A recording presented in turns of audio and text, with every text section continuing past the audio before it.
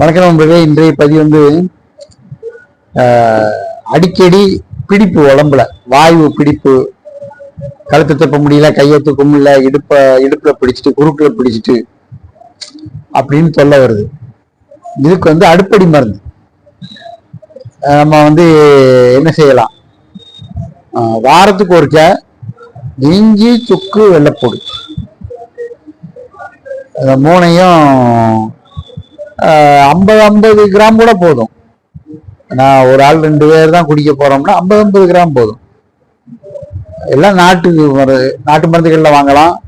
அதாவது நாட்டு இஞ்சி, நாட்டுப்பூடு, நாட்டு சுக்கு இதை வாங்கி மிக்சியில திரிக்கணும். திரிச்சு சாறு எடுக்கணும். சாறு எடுத்து அம்மி இருந்தால் அம்மியில் அரைக்கலாம். அம்மி இப்போ யார் வீட்லையும் இல்லை, அதனால மிக்சியில திரிச்சு சாறு எடுத்து அது கூட கொஞ்சம் தண்ணி சேர்த்துக்கலாம். தண்ணி சேர்த்து அரைக்கலாம். அரைச்சி சாறு எடுக்கலாம். எடுத்துட்டு சாரா 1 டம்ளர் வருதுன்னு வைங்களேன், இல்லை 1/2 டம்ளர் வருது அப்படின்னா அதை தூக்கி வச்சுட்டு, அது வந்து பச்சை மருந்து, அடிக்கடி சாப்பிடக்கூடாது. வாரத்தில் ஒரு நாளும் சாப்பிடணும். இதை வந்து அப்படி தூக்கி வச்சிடணும். அரைச்சி தூக்கி வச்சிடணும். வச்சாச்சுன்னா கீழே வெள்ளையா படிமண் மாதிரி படிஞ்சிடும். அப்போ மேலே உள்ளதை மட்டும் எடுத்து இன்னொரு டம்ளர்ல மாத்திக்கணும். கீழே உள்ளதை விட்டுறணும். மேலே உள்ளதை மட்டும் எடுத்து காலையில நல்லா வயிற்றுக்கு சாப்பிடணும். சாப்பிட்டுட்டு அதை வந்து குடிக்கணும். நல்லா வயிற்றுக்கு சாப்பிட்டு குடிக்கணும். வெறும் வயிற்றுல தான் குடிச்சாங்க முன்னால. நம்ம மூதாதையர்கள் எல்லாம் வெறும் வயிற்றுல தான் குடிச்சாங்க. நானே வெறும் வயிற்றுல தான் குடிச்சிருக்கேன். நிறைய தடவை குடிச்சிருக்கேன். இப்போ வெறும் வயிற்றுல குடிக்கிறது இல்லை. ஏன்னா அல்சர் பயத்துல வெறும் வயிற்றுல குடிக்கிறது இல்லை. சாப்பிட்டா அப்புறம் தான் குடிக்கிறது. இப்போ நாளா வெறும் வயிற்றுல குடிச்சிருக்கேன்.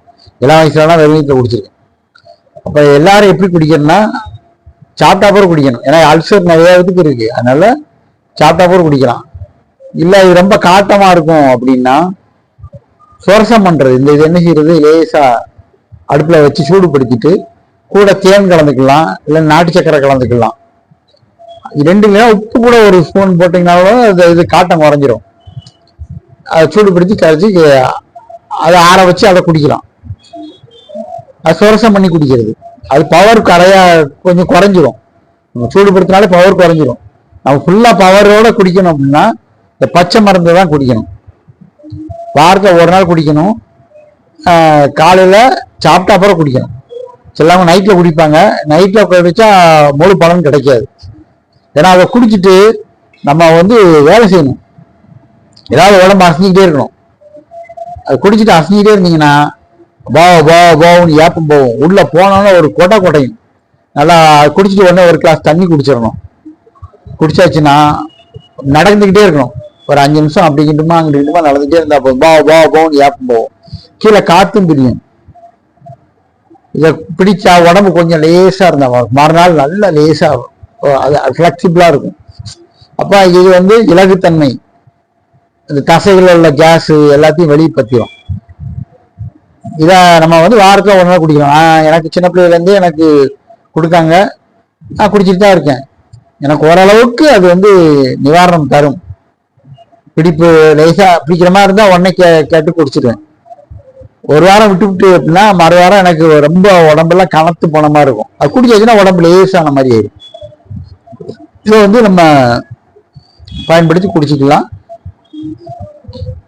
அல்சர் இருக்கு அப்படின்னா நல்லா சாப்பிட்டு குடிங்க, இல்ல சுரசம் பண்ணி குடிங்க. ஏன்னா எப்பொருள் யார் வாய் கேட்பினும் அப்பொருள் மெய்ப்பொருள் காண்பது அறிவு. இப்ப நான் ஒரு பதிவு போடுறேன் அப்படின்னா என்னுடைய உடம்புக்கு அது ஒத்து வந்தது. உங்க உடம்புக்கு ஒத்து வருமா அப்படின்னா நீங்க தான் அதை டிசைட் பண்ணிக்கணும். தீர்மானிக்கிறது நீங்க தான். நீங்க ஒரு தடவை குடிக்கீங்க, செட் ஆயிட்டு உங்களுக்கு நல்லா இருக்கியா அப்படின்னா நீங்க வாழ்நாள் முழுக்க குடிச்சிட்டே இருக்கலாம். குடும்பத்துல எல்லாரும் குடிக்கலாம். குடிச்சிட்டே இருந்தீங்கன்னா வாழ்நாள் முழுக்க குடிச்சிட்டே இருந்தீங்கன்னா எந்த சுருக்கு பிடிப்பு இல்லாம இருக்கலாம்.